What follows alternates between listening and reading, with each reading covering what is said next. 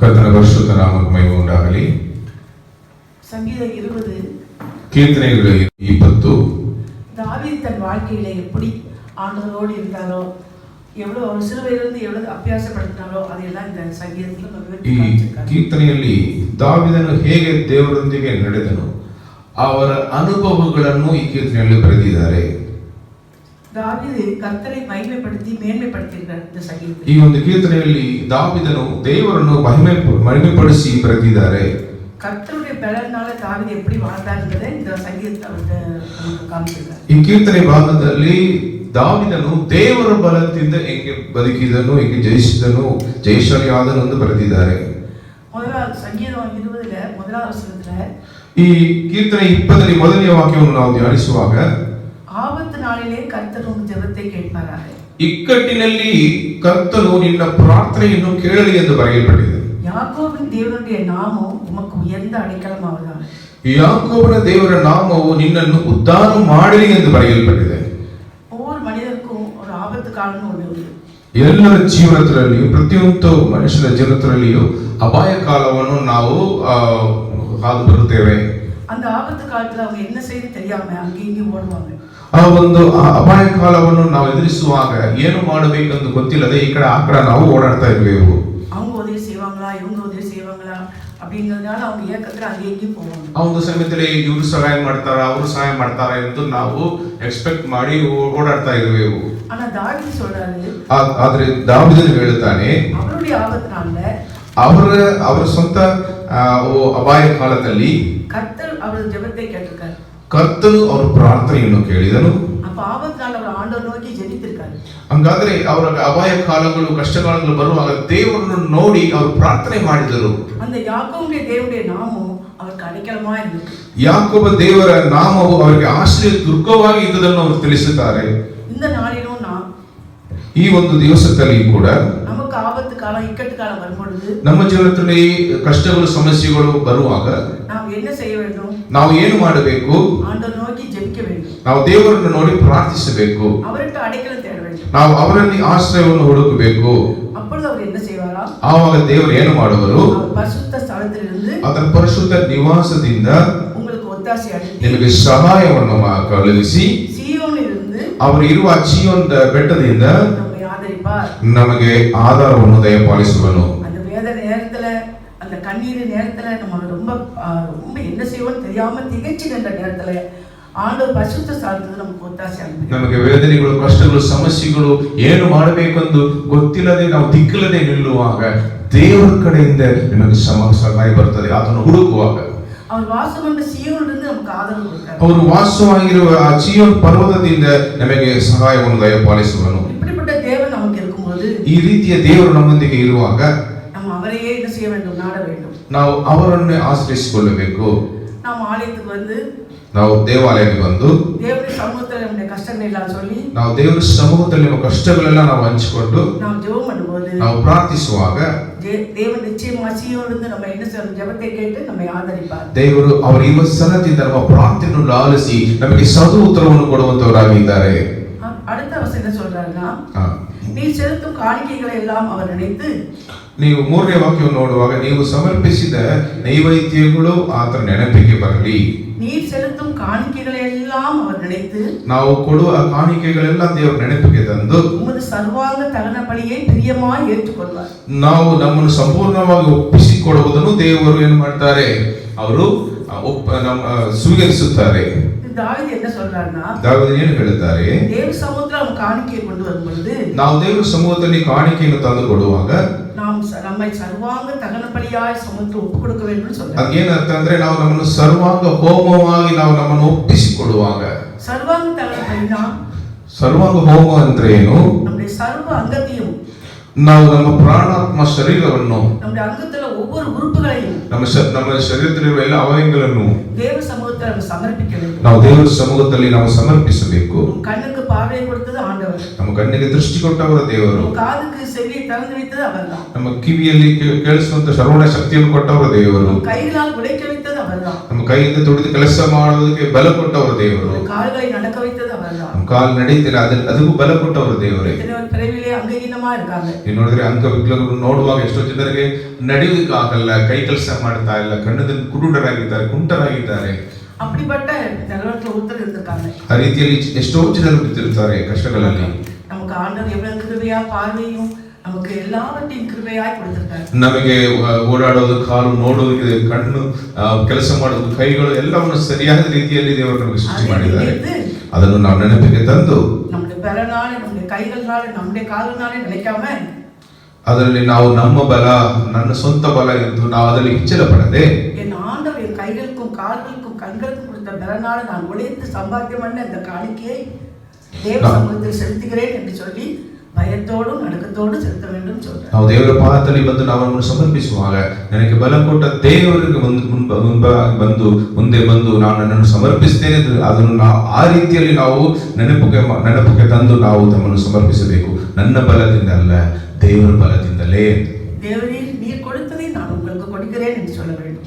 ನಾವು ಯಾವಾಗಲೂ ದೇವರೇ ನೀವು ನನಗೆ ಕೊಟ್ಟದನ್ನು ನಾನು ತಿರುಗಿ ನಿಮ್ಮ ಕೈಯಲ್ಲಿ ನಾನು ಒಪ್ಪಿಸಿಕೊಡ್ತೇನೆ ಎಂದು ನಾವು ಪ್ರಾರ್ಥಿಸಬೇಕು. அப்பொழுது அவர் என்ன செய்வாரா? ಅವಾಗ ದೇವರು ಏನು ಮಾಡುವರು?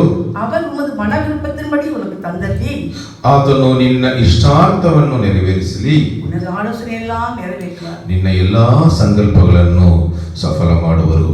நமக்கு என்னென்ன மன விருப்பம் உண்டோ, ನಮಗೆ ಏನೇನು ಇಷ್ಟಾರ್ಥಗಳು ಇವೆಯೋ, நம்முடைய பிள்ளைகளை குறித்து, ನಮ್ಮ ಮಕ್ಕಳ ಬಗ್ಗೆ, நம்முடைய குடும்பத்தை குறித்து, ನಮ್ಮ ಕುಟುಂಬದ ಬಗ್ಗೆ நாம் என்னெல்லாம் மனதில் நினைக்கிறோமோ, ನಾವು ಏನೆಲ್ಲ ಆಸೆ ಪಡ್ತೇವೋ ಅದೆல்லாம் ಆண்டவர் நிறைவேற்றுவார். ಅದೆಲ್ಲವನ್ನು ದೇವರ ಚಿತ್ತ ಪ್ರಕಾರ ನಮಗೆ ದೇವರು ஆலோசனை எல்லாம் அவர் நிறைவேற்றுவார்னு சொல்றார். ನಮ್ಮ ಎಲ್ಲ ಆಲೋಚನೆಗಳನ್ನು, ಎಲ್ಲ ಸಂಕಲ್ಪಗಳನ್ನು ದೇವರು ನೆರವೇರಿಸುವರು.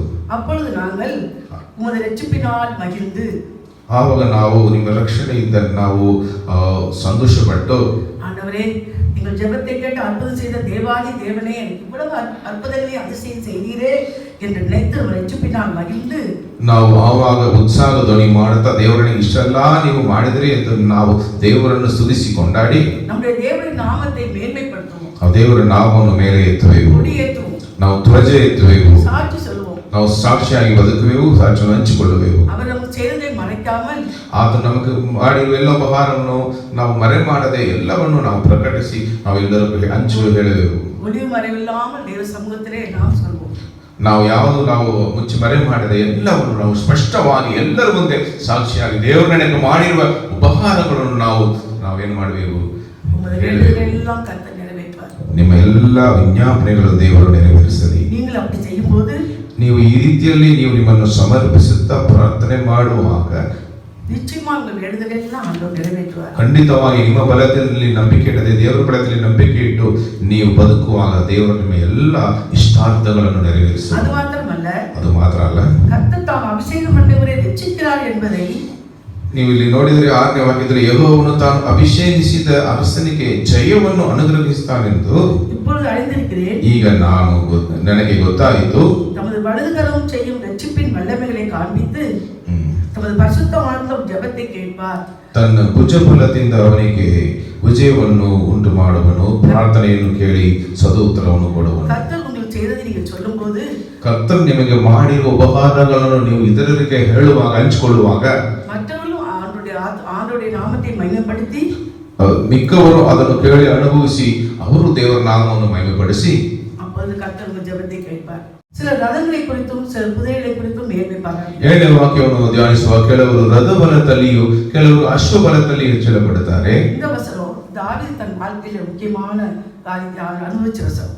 ಇದು ದಾವೀದನು ತನ್ನ ಜೀವನದಲ್ಲಿ ಅನುಭವಿಸಿದ ಒಂದು ವಾಕ್ಯ.